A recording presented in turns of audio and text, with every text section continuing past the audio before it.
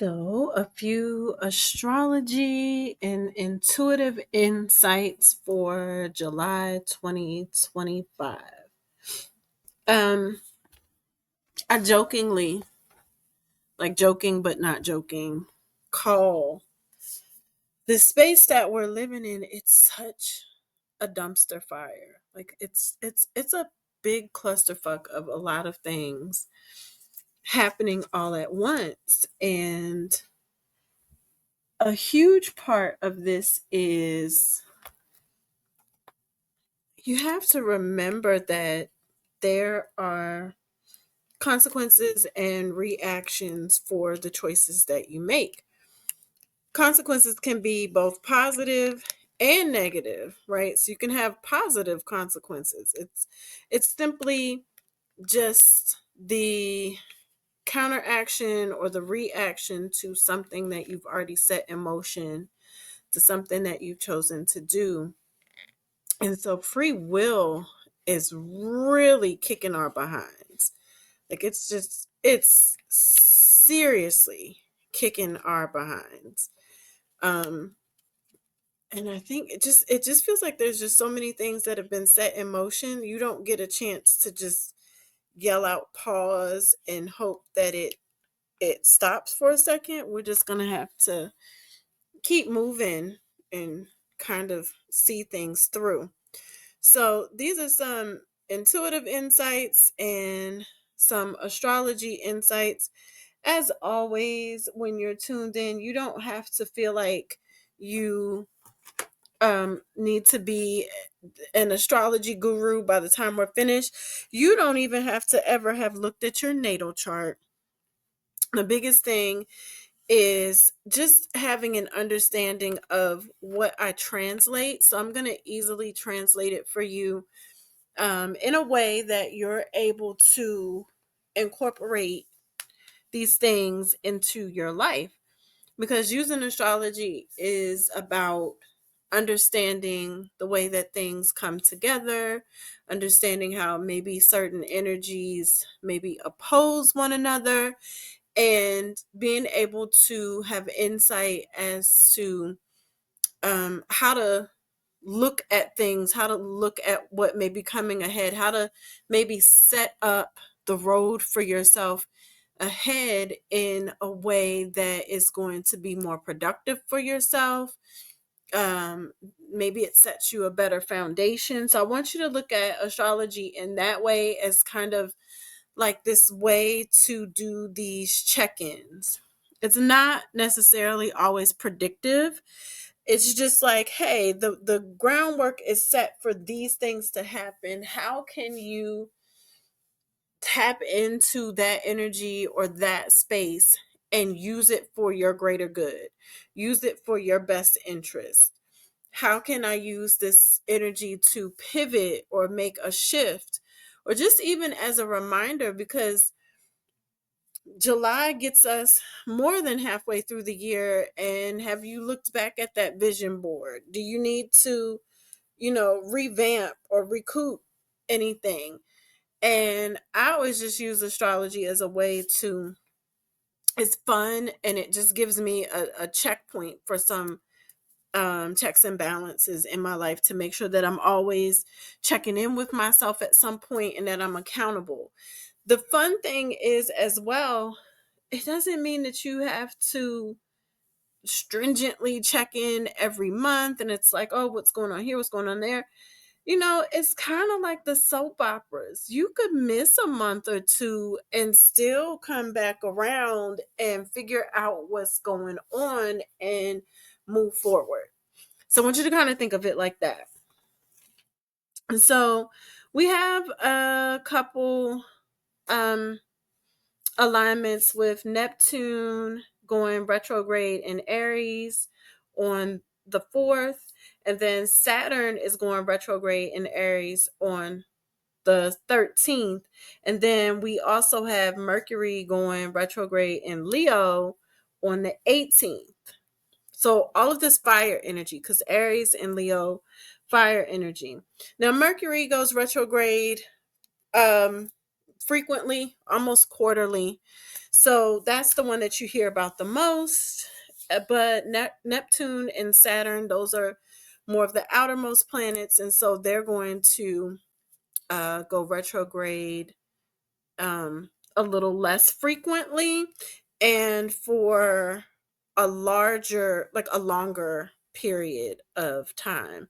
So Mercury is going to kind of last in retrograde for about 2.5 weeks, somewhere around there, give or take, trajectories. But then, um, the others are going to go retrograde for a longer period of time because they're a little further out, and so they're going to move much slower.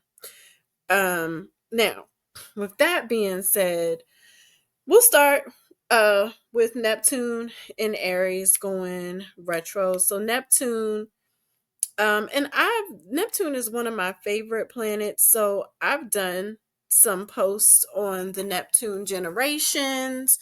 I always bring that back up because it's super important, because we moved into a Neptune and Aries generation after being in Neptune and Pisces for about 14 years or so. Um, and so Neptune and Pisces kind of had Neptune, I'll say this. It encompasses like the things that we may be obsessed with, the things we may be a little bit more delusional about. Um and it also talks about our spirituality and like our interconnectedness with others. And so Neptune and Pisces kind of had us,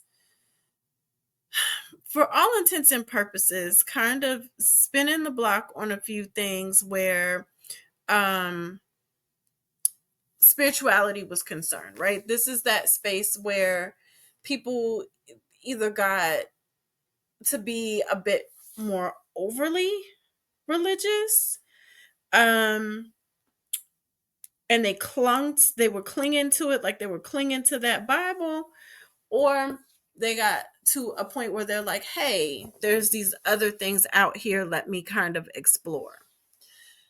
So that's where we saw a lot of undoing with the spirituality going on. But then Neptune comes into Aries, which is fire energy. Aries is the first zodiac sign of the zodiac. And so there's a lot of innovation and newness. Aries is the zodiac new year, right? And so after we've kind of cleared out some of that old doctrine, Neptune and Aries is supposed to come through and be like, how do we set up shop with a new way of thinking?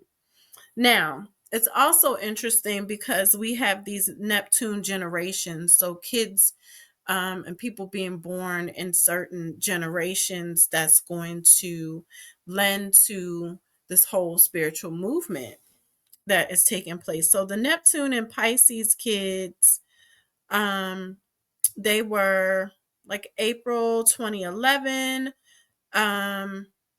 There are also some who were April 2011 through August 4th, 2011. And then you've got February 2012 through March 2025.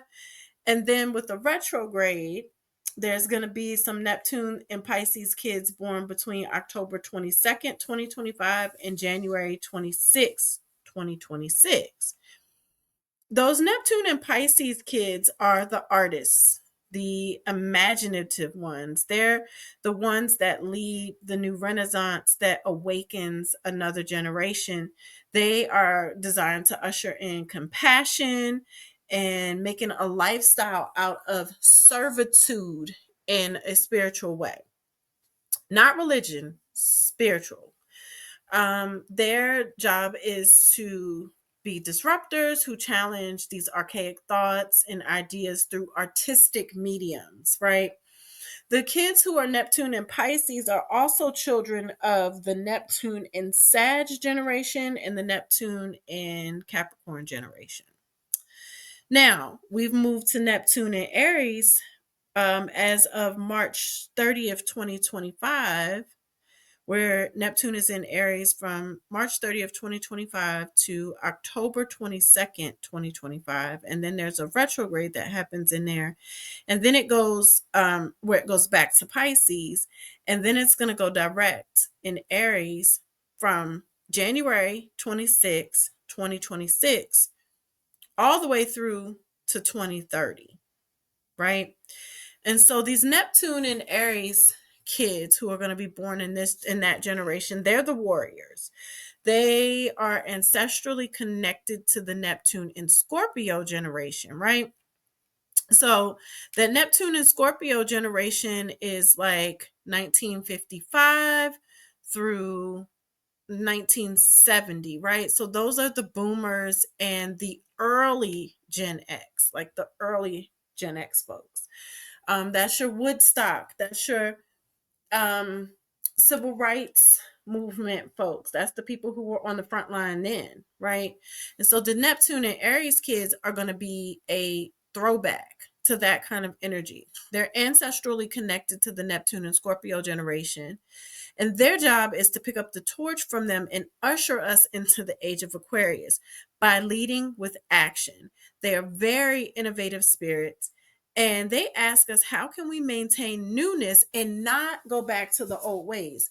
We don't want to forget what happened. We don't want to erase what happened, but we don't need to go back and relive it in order to do something new. They are here to use the philosophy written out by the Neptune and Sag generation, which is a lot of Gen X. The Neptune and Sag generation was supposed to write out the guide to the new age. Um, and so this Neptune and Aries generation, their physical work sets the new foundation for mankind and our descendants, right? So they take the vision from Neptune and Sag and they set the groundwork. So this is really important to understand that what that generation is doing, because as we have Neptune in Aries, it's going to go retrograde from July 4th to December December 10th of this year. In retrograde, that's going to have us see like a lot of shifts with faith and spirituality. We need to watch out for performative compassion, right? And there's going to be a lot of people coming out of this like overly zealous religious doctrine, and then saying, oh, so for instance, you have folks who were like, okay, I'm repulsed by the church, I'm leaving the church, and then they went over to tarot cards, right? And they actually did that and made money off of it and created a whole lifestyle. And then all of a sudden, because that wasn't on trend or making them money anymore, then they denounced that and said, oh my gosh, I'm going back to God. Well, first of all, you could read tarot and God still be there, right? You could do astrology and God still be there. If you were ever following God in the first place, God's going to show up in all of these things. And I'm just going to pinpoint here and just say, if you don't believe that, then you haven't been following me long enough, because this is how I operate. God is in all of these things. And so when those people drop those things and then they renounce it, and it's like, oh, then I'm going to go back over here, because, well, but why are you shifting from thing to thing? If God is at the head, then you wouldn't be all over the place with everything. So now they're going back to the church, and now it's it's obsessive with what spirituality is supposed to look like, and that's causing a problem as well. There's no balance. So this Neptune in Aries retrograde, we're going to need to watch for a lot of performative compassion, people who I'm going to say, for lack of better purposes, the slip is showing. The slip is showing. That slip is going to show for a lot of situations. And you're going to be able to see things for what it really is. This Neptune and Aries retrograde, things can there's this focus on independence, but it's kind of this excessive obsession with being independent, but not really displaying what real freedom looks like, right? Because people are independent to a point where they have isolated and they're not in community with other people, which means, once again, things are off balance.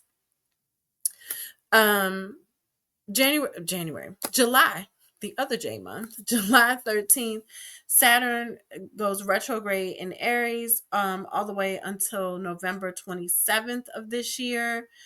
Saturn is big brother that has, rigid structure. And it talks about like our personal values and like our personal code and how we follow that. Parallel to what society is asking for. And so we're going to need to learn to moderate our resources. That Saturn in like going retrograde in Aries early, there may be some frustration with initiating your personal goals, um, and some excessive focus on self, right? It's like this fierce focus on the self. And once again, we can't forget that the individual is part of the community. And so, yes, in addressing your own things, you can be a stronger link in the community. But let's not forget to come back to community. And let's make sure that as we come back to community, we're not dealing with performative compassion. This has to be, we have to find those genuine spaces of genuine compassion. Um, Mercury goes retrograde in Leo from July 18th to August 11th of this year. So you got to really be able to watch what so Mercury in Leo. Mercury is communication. So any communication in fire signs, it's like, I said what I said, I meant what I said, and I'm going to do what I said, and it's very hardcore, but and balance, right? And so this can be very innovative. It can be it can be very charismatic, right? But you got to watch who you are ingesting, right? So you got to watch who's on the mic. Watch who you're listening to. um I also, I used to be one of those people, and I said this before in another episode of something that I did. I said I used to be one of those ones with it. What did they say? Chew the meat and spit out the bones. It's like, take with it, take from it what you need to take from it. Now I just say you need to be very aware and cautious of the messenger, because it's a lot of being misled has us in the frenzy that we're in. um on the 10th, full moon is going to be in Capricorn. So we know our full moon is a time of it's a time when the moon is at its full strength. So your emotions are going to run high. Things are going to feel more intense. People are going to have more like physical and somatic issues because the moon is at its height. And this is one of those things where science is really science, and it really is a thing. So the full moon affects, the moon always affects the tide in the oceans and our bodies of water, which means that the moon affects our body, right? The Earth's atmosphere affects our body. So this is how you have people who have arthritis and they can tell when the rain is coming, or, the atmospheric pressure can affect migraines, and things of that nature. So those things are real, because our moon it's orbiting around us and anchoring us through gravity. And so these gravitational pulls are really a thing. So with the full moon in Capricorn is earth energy that's ruled by Saturn. So structure, routine. Make sure that you trust in yourself. There may be some time where you may be questioning, trusting in yourself, and doubting some things. But just make sure that you're not resenting yourself. If there are any spaces of resentment, we want to clear those spaces out. We want to do the work on that. Making sure that you're not your own worst critic unnecessarily. That's going to be huge. in this space too, just, not being your own worst critic. Um, and also making sure that you watch how you criticize others, because sometimes that kind of comes out a little judgmental, especially with that performative compassion. On the 22nd, the sun moves into Leo. So that we're getting into Leo season from that point for the next 30 days. The sun is at home in Leo. And also on that day, we'll have a crescent Gemini moon, right? And so Leo, Gemini, air. This is lots of change and spontaneity, but figure out how to stay cool. Don't feel like you have to jump and do everything, because you may feel your most creative. You may feel a lot of passion flowing for the things that you said you want to do on your bucket list. By all means, check those things off, but watch for getting grandiose. And then we have the new moon in Leo on the 24th. Just be careful of trying to, impress others. You might find that bright and shiny thing that you always wanted, like when you really look at the reality of it, maybe it's not as bright and shiny as you thought. Maybe it's not the thing that you need. And here's the thing. I'm not a shoulda, coulda, woulda kind of person. I'm just gonna kind of tap it and figure out what it is. I'm very much an applied knowledge person, so I gotta kind of go through it, see it, touch it, taste it, feel it, and then say, that's really not for me. And then I can back off of it and leave it alone. And then I'm like, okay, this is good. This is over. And then I don't sit back and wonder what would have. No, okay, I tried it, it didn't work, and I'm good with that, right? You can be good with the fact that you try something and it didn't work out. So, in one respect, with that new moon in Leo, it's going to be really good to pique your curiosity.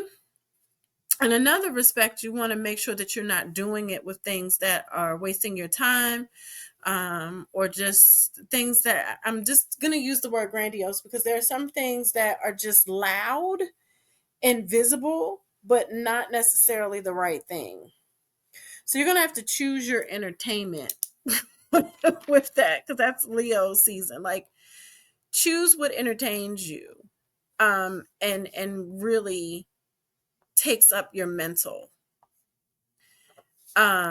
So that's going to be a huge thing during this time. There's so much going on. Like I said, it's such a dumpster fire, and there's so much to look at, and there's so much that could keep you entertained, but you're going to have to make sure that you're aware of what you're absorbing, and also what may be absorbing you, because some of these bright shiny things may come and just kind of siphon you a little bit and take too much from you, unnecessarily. So July, it's got a lot of fire energy in there. It's got a lot of change. We got a lot of Aries and Leo energy going on with these, bigger planetary movements. So we're just going to have to, I like that, because that means that the sun and the fire is coming out, either possibly creating some alchemy and making some changes for us. But likewise, that's also very much us having to spotlight some truths and really see things for what they are. So we're honest with ourselves. That can help us to lower any self-doubt that is happening as well. So I think it's, a really good thing, in the end, to be able to tell ourselves the truth and see those truths. I think those are really good. So July, you guys talk to me if you've seen any of these things already coming up. Then, chat with me about that. If there's anything in specific that resonates. If you have had your grimoire done with me, I open up to do grimoires for the year ahead. every October. If you've had your grimoire done with me or any recent readings, just take a look and see how this information corresponds, especially with your grimoire for the month of July. And then also for those of you who are in my Patreon group and you get your monthly readings, see how this information corresponds with maybe some info that you've gotten from May and June, or as well July. If you are not in my Patreon group, there is a Patreon community for women only. It is patreon.com/love and fairy magic, FAERY. Take a look and join that group. There's a lot of mental health information that I put in there, but it gives you perks and discounts working with me for your regular readings and things like that. And you receive a reading, a personal reading once a month to your inbox. And depending on what tier you're on, you will receive quarterly packages that go out. You'll receive 4 packages a year of just some goodies that are hand picked and hand chosen by me. Otherwise, and those are at really good rates to get that membership, especially for those of you who kind of come to me regularly for some type of reading or some type of intuitive insight. Make sure that you definitely sign up there. Otherwise, it's kind of crunchy out here, you guys. If you need to schedule to do some Reiki, just to remove any excess energy, or you feel like you need to just have a space to just kind of tap in and talk, I'm here. You can message me on all of my platforms to schedule a session. But definitely, if you've tuned in to listen to the Intuitive Astrology Insights, hit me up and let me know what you think.